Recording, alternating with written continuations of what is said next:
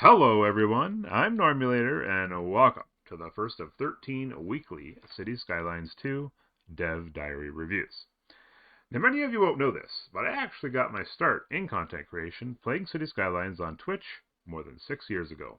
And while my journey has strayed down many paths over the years, I couldn't be happier or more excited to be returning to city building in anticipation of Cities Skylines 2. In addition to the weekly Dev Diary reviews, I'm also planning a brand new series in City Skylines, which will span across both YouTube and Twitch, with the goal of providing 2 weekly videos here on YouTube featuring the expansion of a beautiful new city. So be sure to hit that subscribe button and ring the notification bell so you won't miss out on any of the city building excitement. But enough about that, we've got important things to talk about, so without further ado, let's jump right into all the details. As you may well know by now, the focus of the first Dev Diary is roads. And while our old friend Doc Brown might have said to that, where we're going, we don't need roads, with all due respect to the iconic Back to the Future character, roads are exactly what we need. In fact, the wish lists of many City Skylines veterans, including myself, would find the desire for improved road networks and road tools at the very top of any such list, and I am thrilled to report that those wishes have indeed been granted by the fine folks at Colossal Order. The first feature we learn about from this Dev Diary is Grid Mode.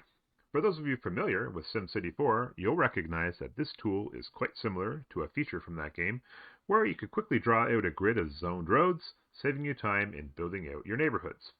One big advantage this new Grid Mode has over its predecessor is that when you build out your grid in City Skylines 2, it doesn't come pre-zoned, giving you the flexibility to zone it how you wish, and perhaps even leaving some space for amenities and service buildings. With Grid Mode, you're just 3 clicks away from creating the grid network of your dreams and expanding your city faster than ever. As we work our way through this Dev Diary, one of the common themes you're going to notice me talking about a lot is saving time.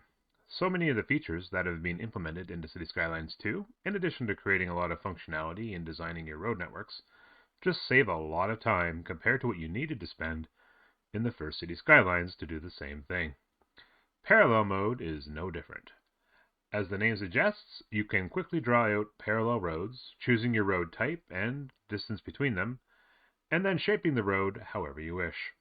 Another important piece of information about this tool that was released in a video from Colossal Order is when making parallel roads that are one-way, such as highways, the game will automatically detect when the second road needs the traffic to flow in the opposite direction. Next, we have a number of new road building options. The first is not just a time saver, but provides a smoother, more friendly experience while building your city.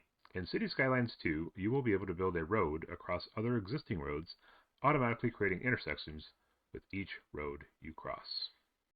Also, you'll be able to cut and fill your way through hilly terrain and create retention walls along the way, instead of being forced to create tunnels only. This will provide more options for dealing with hilly maps and bring new dimensions to your city's aesthetics. Additionally, building elevated roads above other existing roads will now not only be possible, but as easy as building any bridge or overpass. This will add the potential to open up your imagination and create more realistic looking road networks for your cities. And I know you're starting to hear this word a lot, but I'll never be able to get enough of it, and I'm sure you won't be able to either. More realism coming in City Skylines 2 with realistic highways that will include great looking entry and exit ramps, as you will be able to easily expand and contract road lanes and seamlessly create ramps that connect to the rest of your road network. Next is trams and buses. With the use of additional network building tools, you can smoothly implement mass transit options directly into your existing road networks, including the seamless transition of tram tracks from one road type to another, including pedestrian roads. Speaking of pedestrian roads, City Skylines 2 will feature pedestrian-only roads and walkable areas, which will be closed to all traffic except for emergency vehicles and delivery trucks making local drop-offs to businesses. Additionally, the game features a variety of great-looking pedestrian overpasses, which will provide a new dimension to your cityscapes. City Skylines 2 is also going to include a vastly improved interchange system, including a bigger collection of pre-made interchanges, as well as pre-made transition pieces to connect with your road network. These pre-built interchanges can be placed in open areas or over existing roads, which will connect automatically to your road network. Perhaps the biggest meme to enter the world of City Skylines was the use of roundabouts. Just add a roundabout in there and it will fix all your traffic problems. Well, in City Skylines 2, it's going to be much easier to implement roundabouts into your road networks to quickly alleviate traffic issues. Simply choose from 4 different sizes, hover it over any intersection in your city, and with a click of a button, you'll have created a roundabout. Next, we have parking lots and structures. Another great implementation into the game that provides more realism to your city's experience. With no more pocket cars, or magically appearing and disappearing cars, for those of you not familiar with the term, a citizen's journey will require a parking space at both the beginning and end of their expedition. Adding to the realism of this new parking mechanic is that citizens will now have a variety of transportation preferences depending on how each of them prioritizes time management, comfort levels, and usage of money. Citizens may choose anything from longer walks and public transportation to spending top dollar on a premium parking spot close to their destination. One final note on these parking lots and structures. In the Roads Info View menu, parking lot usage is built in, allowing players to evaluate where more parking may be needed or where some additional public transportation could be used. An interesting new mechanic introduced into the game is road maintenance, which will be carried out from the road maintenance facility. Maintenance crews will deploy from these facilities to keep up the conditions of roads. And this will be particularly important because the poorer a city's road conditions get, the greater likelihood of car accidents occurring. That's right, you heard me correctly, car accidents are a confirmed mechanic for City Skylines 2. In addition to regular maintenance vehicles, the maintenance facility will also deploy snowplows in the winter to keep roads clear of snow, providing a safe environment for your citizens to drive on. Yet another time saver you can look forward to comes from the Replace Tool Road options, which will simplify the modification of road networks.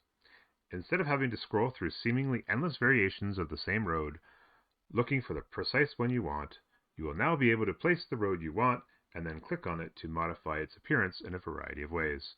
From traffic flow options like traffic lights, crosswalks, stop signs, and control turn lanes, to practical options such as sidewalks, streetlights, trees, and sound barriers.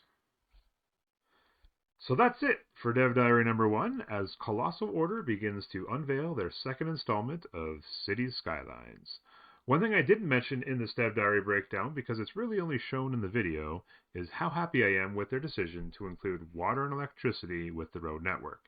There may be some people out there who enjoy having to constantly lay down water pipes and electrical poles every time you want to expand your city, but I am not one of those people, and I am really looking forward to not having to do so anymore. As far as initial impressions of the game, based on all of the footage that has been revealed so far, I have one big takeaway I wanted to mention. And that is that the overall quality and variety of the buildings in the game seems fantastic, which is going to provide so much aesthetic realism to the base game compared to the first City Skylines, which was so cartoonish and repetitive that players looking to build realistic-looking cities had no other option than to lean heavily on mods and assets from the workshop. So yeah, folks, the hype train has officially left the station, and it is getting packed with excited gamers ready to crack this game open and start building some amazing cities. If you haven't done so already, please take a moment to smash that like button and consider dropping a comment down below to help me out with that YouTube algorithm. I want to hear what you guys are most excited about when it comes to these new road tools and mechanics. Thank you so much for joining me. Please enjoy the rest of your day, and we'll see you next time.